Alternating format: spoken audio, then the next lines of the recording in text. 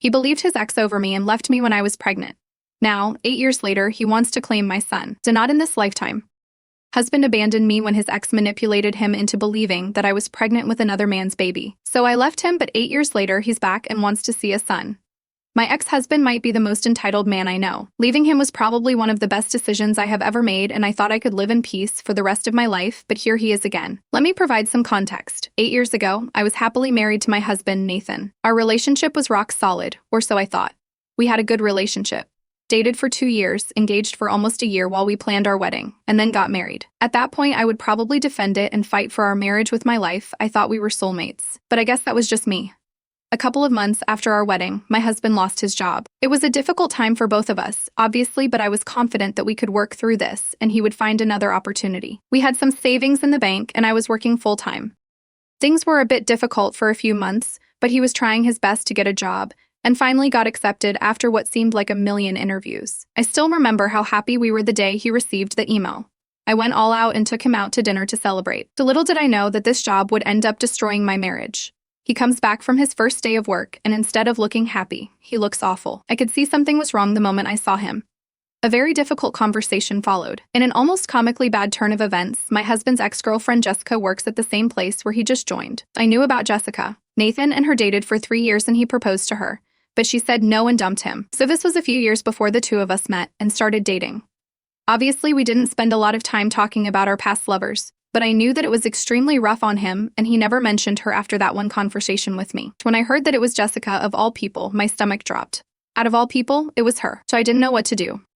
I mean, sure, it had been years and he didn't have feelings for her anymore, but the idea of them working together was not exactly pleasant to me. He seemed genuinely upset too, and we spent a lot of time talking about what we could do. He offered to quit the job, but at that point, our savings were running out, and I didn't know how long I could go on paying all our bills without making solid lifestyle changes that neither of us would be comfortable making. So also, I told myself that we were all adults here, and quitting a job over an ex was childish. We stayed up almost all night talking about what to do, and by the end of our conversation, I felt much better about the whole thing. So it felt silly to think that some ex from years ago could affect our relationship in any way. My husband was extremely loving and kind and put all my doubts at ease.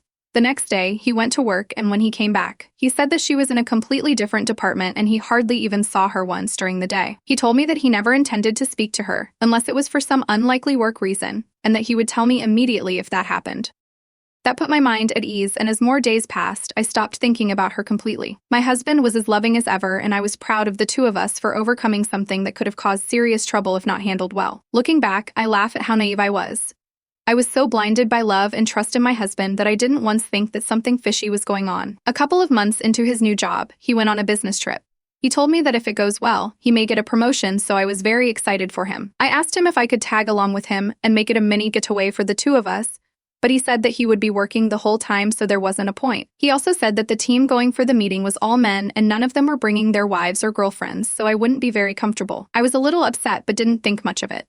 What he said did make sense. When he came back, I asked him about his meetings and if he thought he would get the promotion, but he might have to go on a few more meetings with this particular contractor before the promotion could be possible.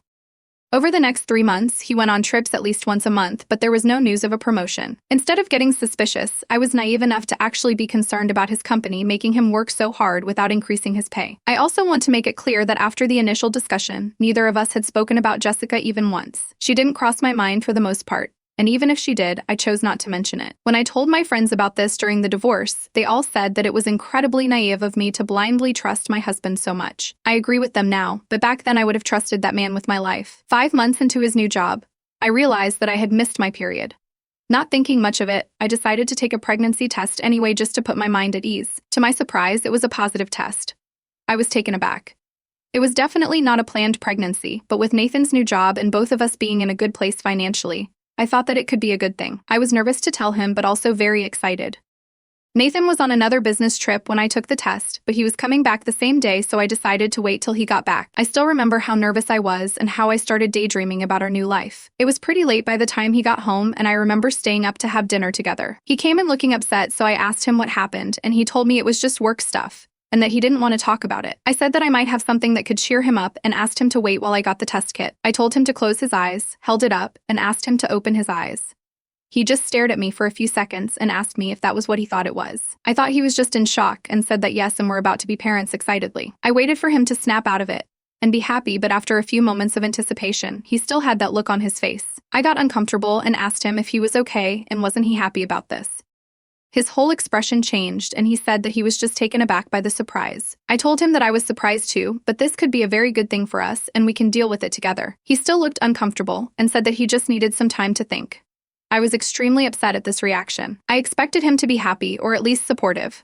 I told him that I was disappointed in him, and he basically brushed me off, saying that I couldn't expect him to be overjoyed at such a monumental change in his life happening without his decision. I told him that he signed up for this by getting married to me, and if he couldn't be a good husband about it, maybe we need to rethink our relationship. He said that maybe we do and left the room without another word.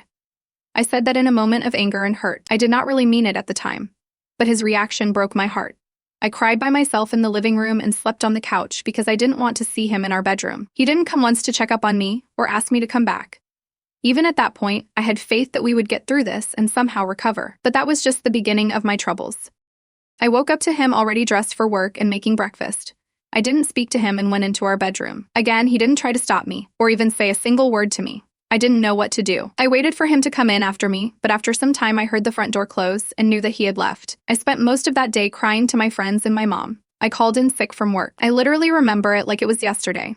By the time it was time for him to come back from work, I had a whole speech ready about how he broke my heart and needed to be a better husband to me. So little did I know he also had a speech ready, and it was nothing I could have imagined. So the first thing he said after coming home was we needed to talk. That worked for me. I needed to talk as well. I thought I needed that talk way more than he did really.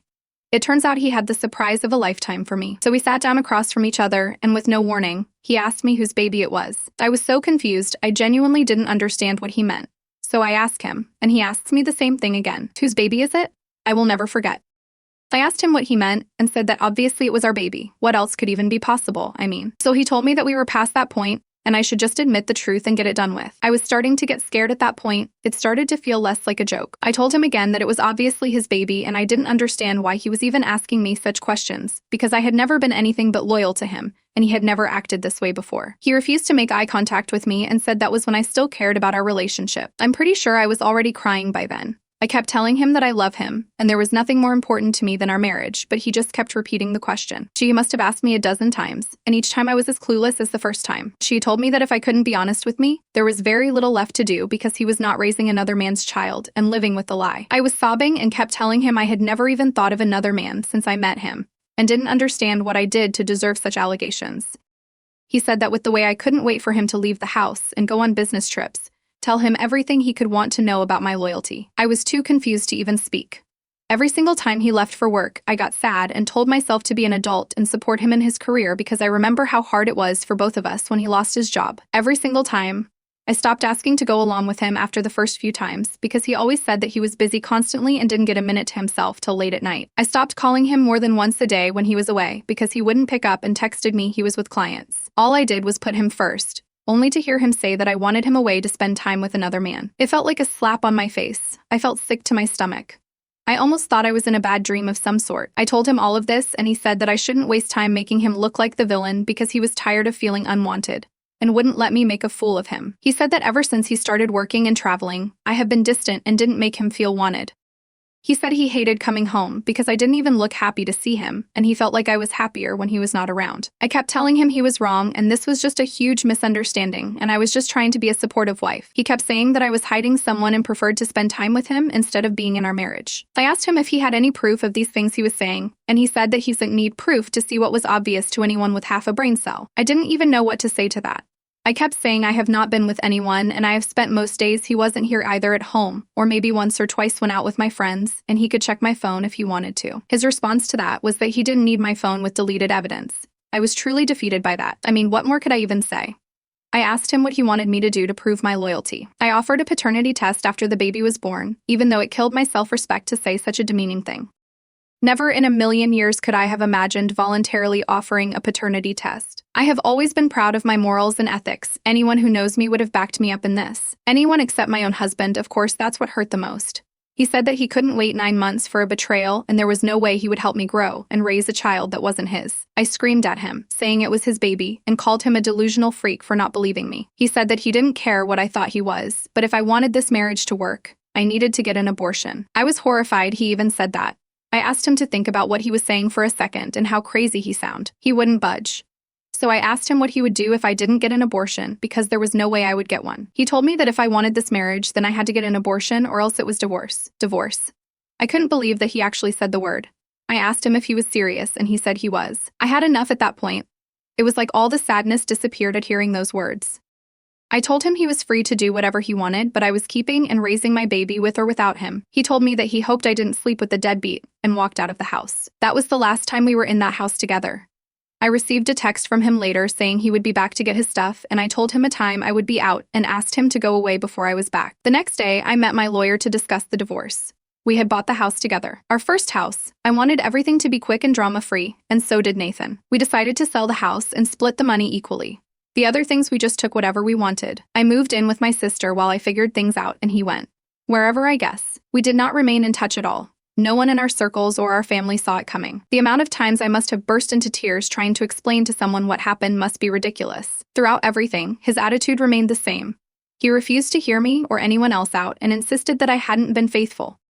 I was friends with some of his co-workers' wives, and they told me that he had been going on about how I couldn't care less about being with him and never put any effort into the relationship. The whole divorce felt like something that was happening to someone else, or like a movie or something that I was watching instead of something I was actually living through. At certain points, I almost started believing that I must have done something wrong to make him feel the way he said I was feeling. More than anything, I wanted to talk it out, but he completely shut me out.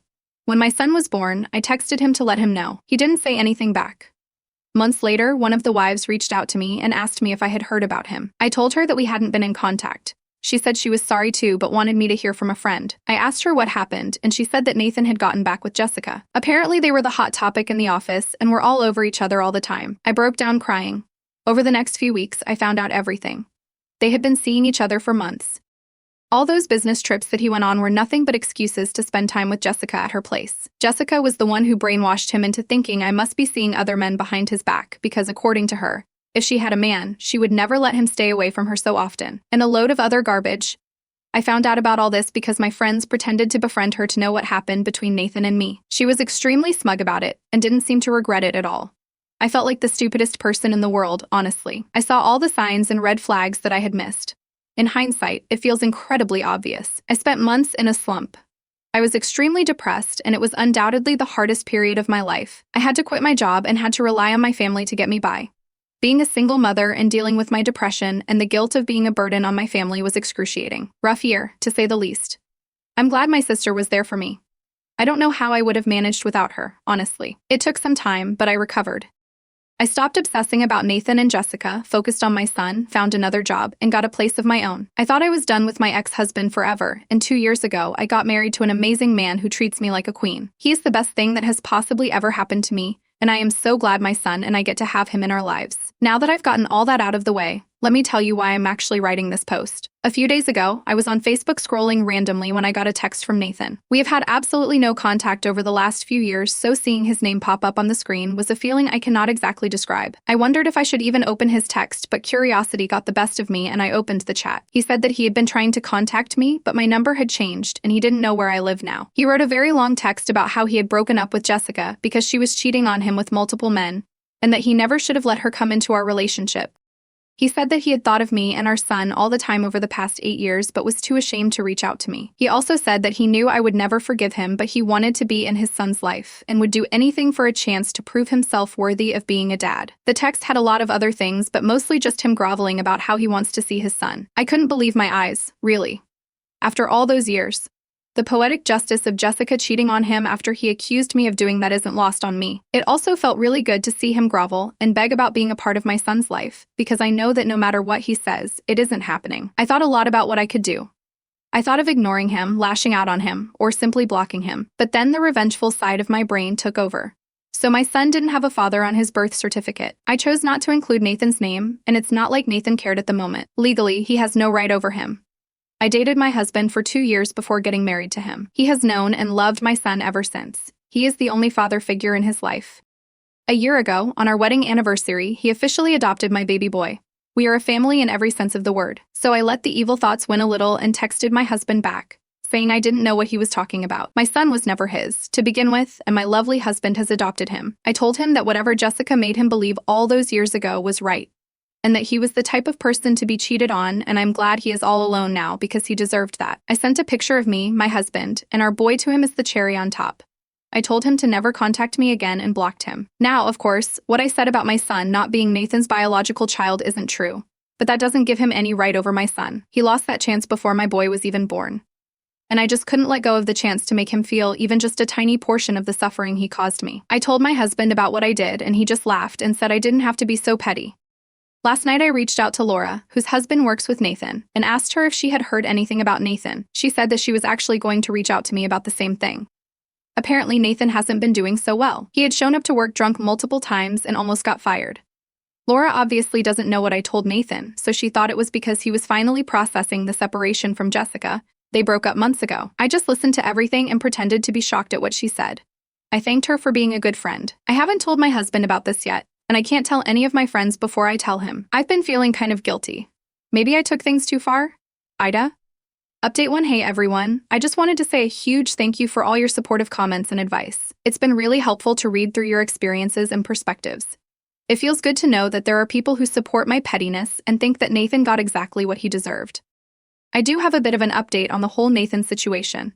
Laura reached out to me again and said that apparently he had a full-blown-out fight with Jessica in the office one night when they were both working late. He had apparently created a big scene and multiple people saw them pushing each other around and being extremely problematic. Both Jessica and Nathan got fired very quickly after that, and no one had heard from either of them ever since. All I feel about the situation is that I'm glad he redirected his anger towards Jessica and isn't trying to drag me into the situation in any way. I don't want to deal with him ever again in any capacity. I decided to tell Laura about what I told Nathan, and she seemed a bit concerned. I mean, we both hate Nathan for what he did to my son and me, but she thinks that I might have taken things too far and there is no point in letting things from the past affect him or anyone so much. She is actually telling me to reach out to Nathan again and tell him the truth. She has promised not to tell a word about this to anyone, but thinks that I should get the truth out in the open. I don't agree with this for a number of reasons. Mostly because I don't care enough about Nathan to put him out of his misery, but also because I don't want him to get angry and try to find a way of getting access to my son. It is unlikely, but you never know. I refuse to take any chances when it comes to my son. He is simply too important to me, and I don't trust Nathan enough to just let something like this go. What I did may have been when we were married, so I don't see why this is apparently such a big blow to him now. Update 2. Since my last update, I've been doing a lot of reflecting. I decided to have an honest conversation with my husband about everything that happened and what Laura told me. He was incredibly understanding and supportive, which made me feel a lot better. We sat down together and I explained the entire situation in detail, including the message Nathan sent and my response to him. My husband listened patiently, holding my hand the whole time. When I finished, he told me that while he understood why I did what I did, he also agreed that it might have been a bit harsh. So we talked about the importance of moving forward and not letting the past affect our present happiness. This conversation really helped me put things into perspective. I realized that while I might have been a bit harsh, I don't regret standing up for myself and my son. Nathan made his choices, and now he has to live with the consequences. I might have to work on this resentment that I feel towards him, though, because my husband says that it is not healthy. I kind of agree with him, but that's my business, and so is my family. And I don't see why Nathan has to be a part of it. Update 3. Hi again. I wanted to share a quick update about my situation. After talking with my husband, I decided to reach out to a therapist to help me work through some lingering feelings about Nathan feel ordeal. It's been really helpful to get a professional perspective and to start letting go of the past. I'm doing this for my own marriage and not because I care about Nathan or anything. I feel that to be a better wife and a better mom to my kid, I need to let go of the past completely. Some of you had also suggested if I had been to therapy in the past, and I gotta admit you guys were right. So as far as Nathan is concerned, I haven't heard from Laura anymore after the last time, and I am not interested enough to ask about him again. I don't care how he is. He is a grown adult and should take care of his own issues. Personally, I am doing great, and that's all that matters to me. I'm glad he reached out to me and got what he deserved.